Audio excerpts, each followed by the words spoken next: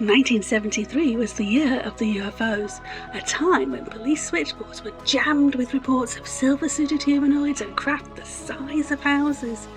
But the book, The World's Greatest UFO Mysteries, lays out the most chilling details. Why is half the story missing, and what are the authors afraid to tell us?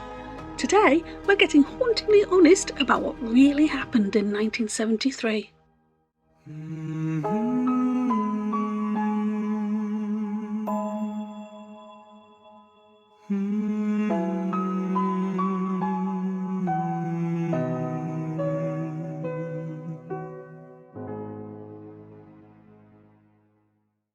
With all the new UAP files being released today, I wanted to see if the World's Greatest UFO Mysteries book's take on the flap of 1973 UFO sightings actually holds up to modern scrutiny.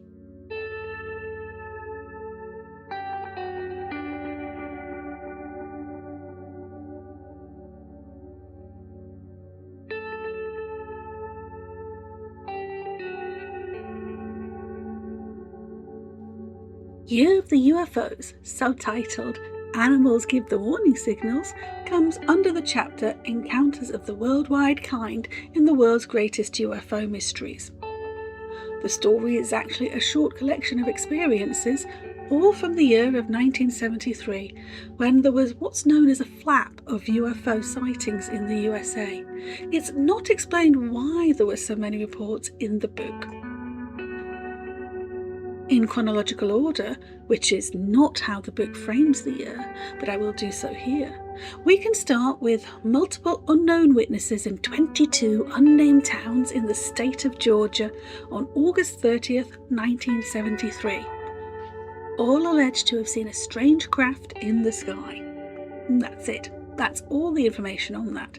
But what's missing here is clearly the names of the towns and the witnesses. So of course, I'm immediately off to the Internet Archives, and after some time, I found myself in the CIA Freedom of Information Act online reading rooms, which is kind of awesome. What's even better was the fact that in the early 2000s, they had already released information on UFOs, and for my purposes in particular, files pertaining to 1973. Now, the majority of information I've had a look at was newspaper reports of the time, and although I can't be definitive about the witnesses or towns in Georgia, the Washington Star-News newspaper reported that Stuart Nixon from the National Investigations Committee on Aerial Phenomena, or NICAP for short, a Washington-based civilian UFO group who still exists today, confirmed NICAP received more and more sightings reports from the public after they had published information regarding bright flashing objects in the skies over Georgia in the August of that year. From that nugget we can then springboard over to NICAP's website, and then from there to cufos.org, where the archives of NICAP's newsletter are kept.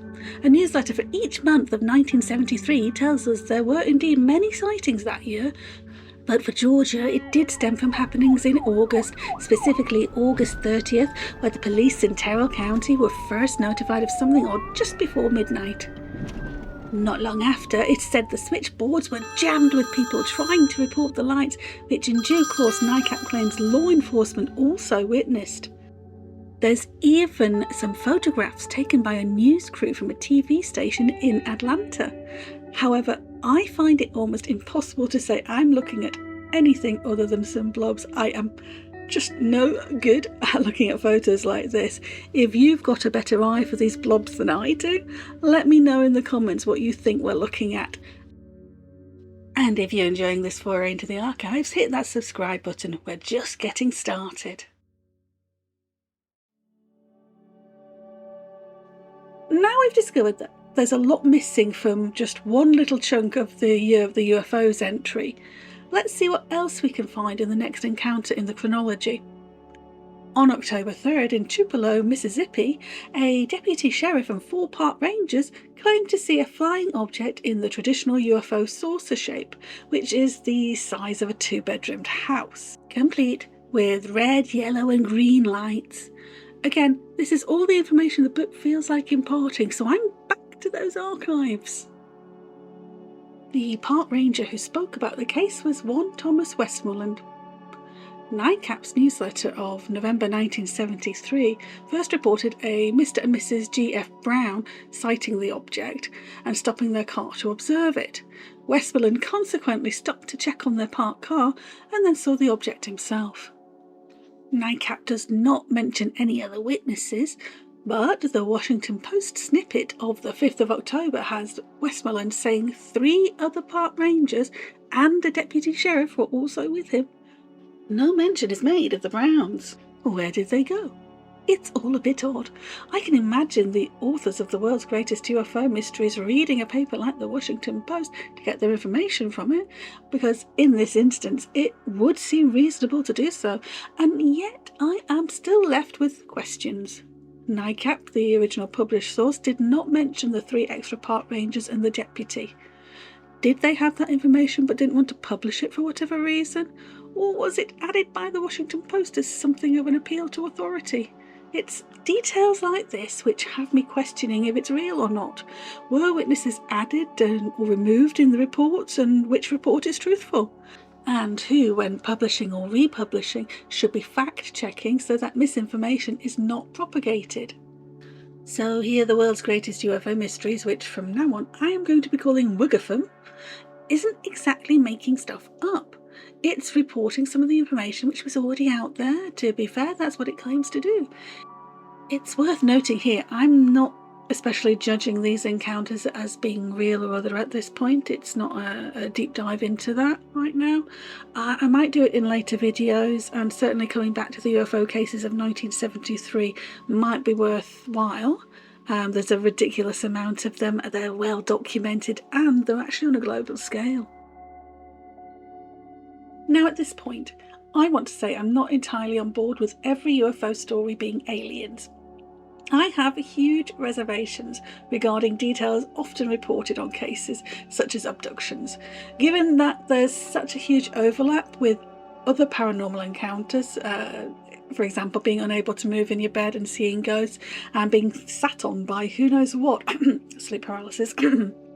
The common denominator is a human more than anything else, and I want to suggest that that's the thing worth looking at, the human element, the fact that we don't know how 100% of the brain works, and we're prone to making stuff up even when we don't think we are making it up. That's not to say I don't think there could be aliens out there, I absolutely do. It'd be arrogant not to. I just don't think it's little green men that want to come to Earth and poke its inhabitants with all the things that those inhabitants find particularly scary. It really says more about us than anything else.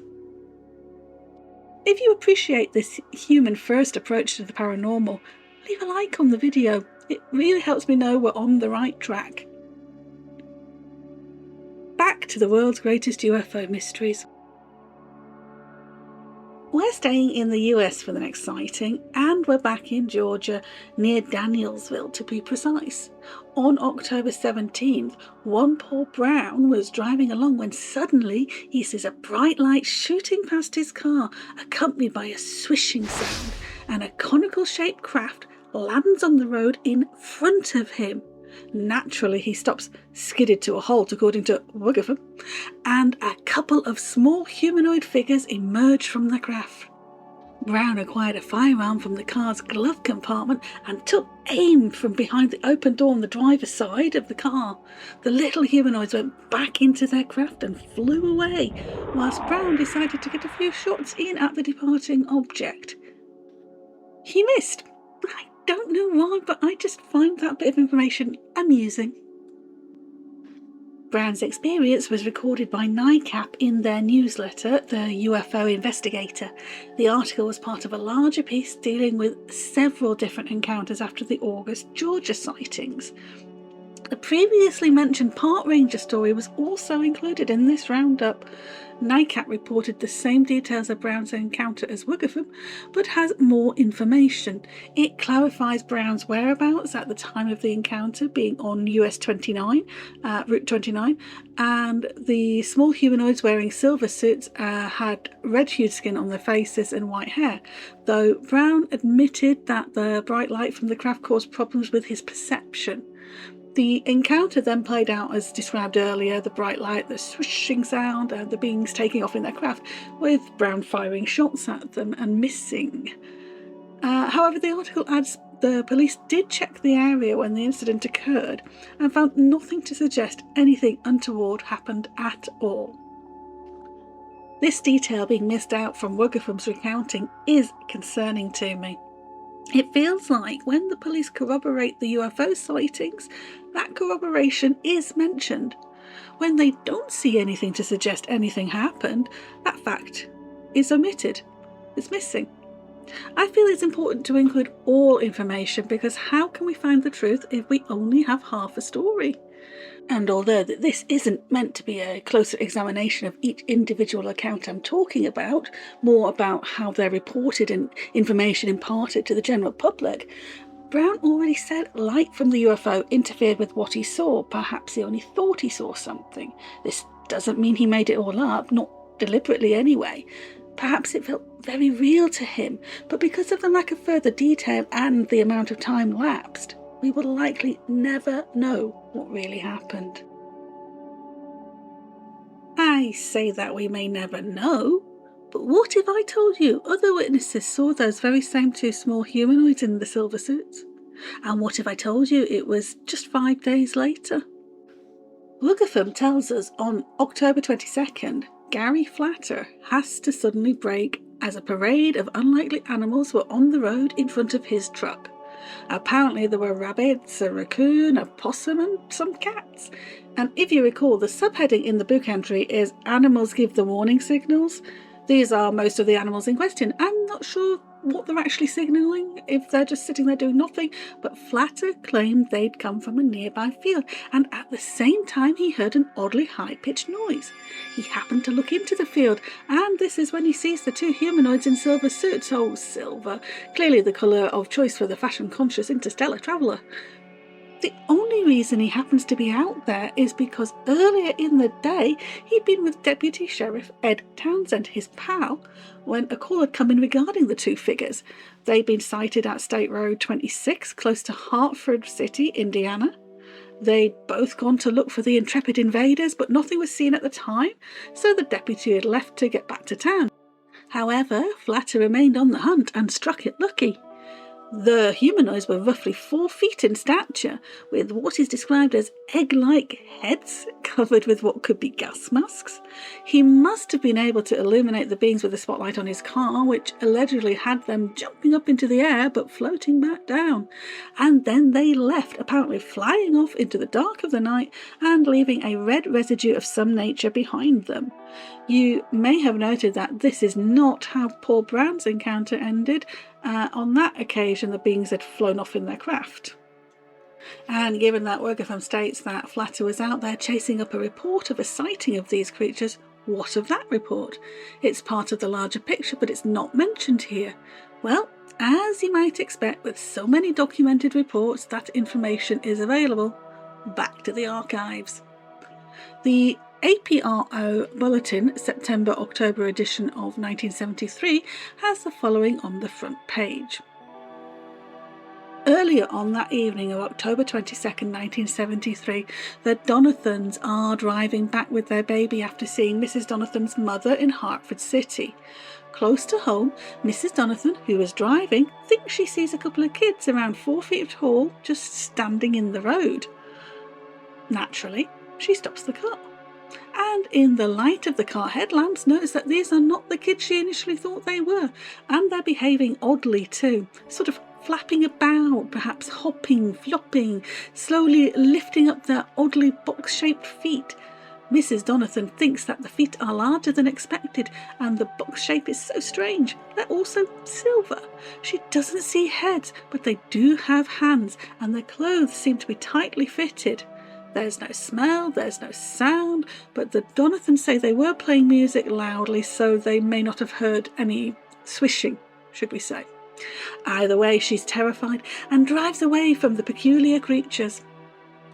Mr. Donathan doesn't really get a good look, but decides these are kids anyway, and he has Mrs. Donathan drive back to the spot where the beings were, but just to drive past, not to stop, despite the fact that she's scared. just because he wants to give them a good telling off. But the creatures, or children, aren't there anymore. They do see some unknown lights off in the distance, but don't think anything of them, and Mr. Donathan concludes the creatures have gone into the cornfield by the road. Then they drive back to Mrs. Donathan's mum's house, and she tries to recover there. And that's when Flatter comes into the story. The bulletin expands somewhat on the tale and concludes with Mr. Donathan, Flatter, and the deputy sheriff going back out the following day to the cornfield. They find strange imprints which look like they could have been made by unusual heels, not as rounded as human heels typically are. They measure about 3 inches across and are presented as moving in a bipedal fashion. Donathan thinks 12 inches astride, Flatter thinks 18 inches. Apparently the ground was hard and dry, and there had been no rainfall for 3 weeks prior to the incident, and none of the men present there at that time left footprints. Another possible witness is omitted from Wiggertham. According to David Webb in his report 1973, the year of the humanoids, a Mrs. Debbie Kahn was out driving and came across the same 2 figures, again dressed in silver and approximately 4 foot in stature. They apparently raised their arms up at her as if to give her a fright, and made a loud noise whilst doing so. This happened about 15 minutes before the Donathans had their encounter. And here's the thing, why would you not want to be all over this like a rash in your book about the subject? Why miss out on all the important stuff? I know there's only so much you can talk about in a book of collated stories, but when you're a link between several of them, surely that makes compelling reading. Oh, but wait, there is more. The last incident chronologically in Wiggertham concerns Rex Snow of Goffstown, New Hampshire. It was after midnight on the 4th of November when Snow discovered 2 silver-suited, allegedly cavorting intruders in his well-lit backyard, and he ordered his German Shepherd dog to attack the figures. This dog is the last animal giving a warning signal, if you recall the subheading of the overall entry. Anyway, the dog made for the beings, but when the dog was within 30 feet of them, the beings stopped dancing about and stared at the dog. The dog halted her rush and growled at the beings, then retreated back behind Snow, whining and obviously frightened. Snow admitted later he too was suddenly scared in the moment. He was also armed, but was shaking too much to gain meaningful purchase on his firearm. He returned inside his house after the dog and proceeded to observe the intruders through a window. He gave a description of the creatures as luminous, with oversized pointed ears, dark egg-shaped recesses for eyes, and large pointed noses. The heads were covered with tall conical hoods in the same silver as their suits. The beings slowly picked up things from the backyard and placed them in silver bags. Then they walked away into the nearby woods.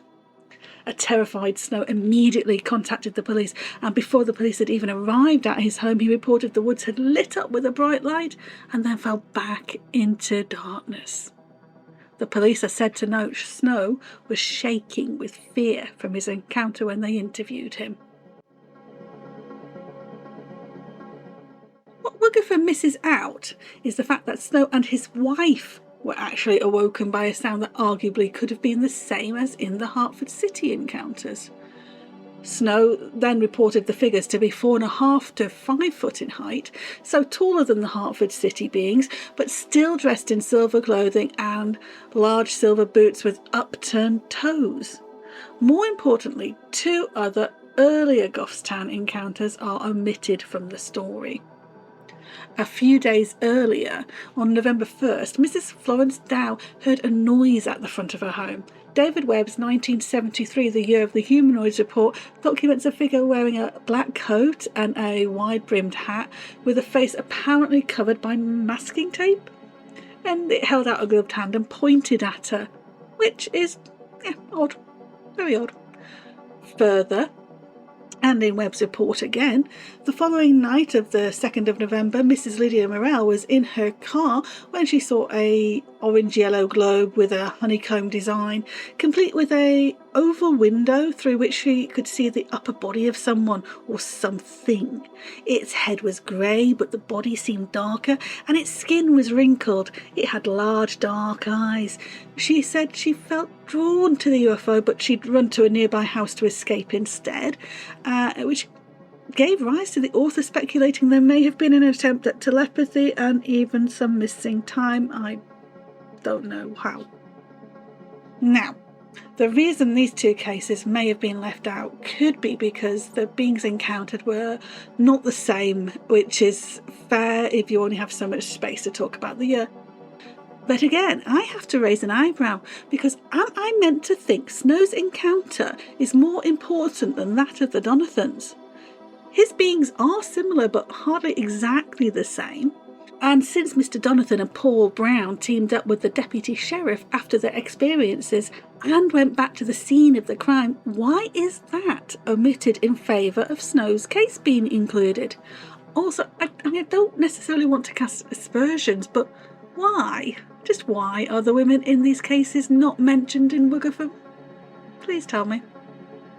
What's left out is often more telling than what gets included. In addition to the aforementioned missing information, in this year, 1973, there were at least two really quite famous encounters you will likely have heard of, that of the Pascagoula abduction and the coin incident. They're not in the first little entry in Wiggerford, and you'd think that there would be mention of them. Okay, all is not lost, however, as both encounters are told later in the book, but it would have been nice to have a heads up in the first entry of the entire book, where we're saying 1973 is the year of the UFOs, to have a couple of lines about these cases, these truly big cases. Something like, these were some of the biggest stories of the year. Please see pages 53 and 169 for details. However, I'd like to say the Donathans made the headline on the front page of the APRO Bulletin October-November 73 edition, and that front page was shared with the Pascagoula and coin cases, so someone certainly thought the incidences near Hartford City were worthy of recognition. The Wiggerford entry wraps up with Dr. J. Allen Hynek, who founded the Centre of UFO Studies, reporting collecting 1,474 authenticated reports of UFO activity in 1973. As it happens, his name crops up quite a lot over the research. He was often asked for his opinion. He generally was influential in the field, and I'm actually quite grateful there were people asking questions and taking notes, because whether or not you believe in anything paranormal, documenting experiences diligently is important, brilliant, and honestly useful for people like me researching old bulletins and newsletters to make YouTube videos on the subject. Finally, Wiggerford notes a Gallup poll taken at the end of 1973 highlighted 15 million Americans believed they had witnessed a UFO, with 51% of adults back then believing UFOs to be real. Popular culture runs in cycles. To steal a phrase from Project Runway, one day you're in, the next day you're out. I have something of a clunky addendum to add to that phrase. And the day after that, you're back in again. In the last few years, we've had renewed interest in the UFO or UAP field, and yes, the US government is releasing more files to the public, although as demonstrated by my research using CIA files which were released in the early 2000s, file release has happened before. I'd suggest the public interest in UAPs is as cyclical in nature as it is for popular cultural mainstays such as music or film genres, and once the requisite time has passed, files are released or can be released on request anyway. And I'm not sure we'll get to the bottom of the overarching UAP mystery any more now than we did back then, but we'll certainly still be talking about them, eyes to the skies, whilst reading old books on the subject, cooking up conspiracies, and wondering what our governments are keeping from us. Because between the reporting on the subject being something of a game of telephone and our very real human fallibility in comprehending these truly bizarre encounters if and when we experience them, all mixed with how our memories wear rose-tinted glasses, well, how can we ever really say the truth is out there? You know, I want to believe, but I'm just going to have a cup of tea and try to be as rational as possible. What about you? What are your thoughts on the cases discussed in the video? Do you believe in UFOs, or do you have a more earthbound explanation? What's your favourite UFO mystery? And why do you think the world's greatest UFO mysteries left some of that mystery out? Let's discuss in the comments. In the next video, I'm back to the book, specifically the world's greatest ghost book. Pop a like on the video, subscribe to the channel if you're not already, and I'll see you next time for Murder by a Dead Woman.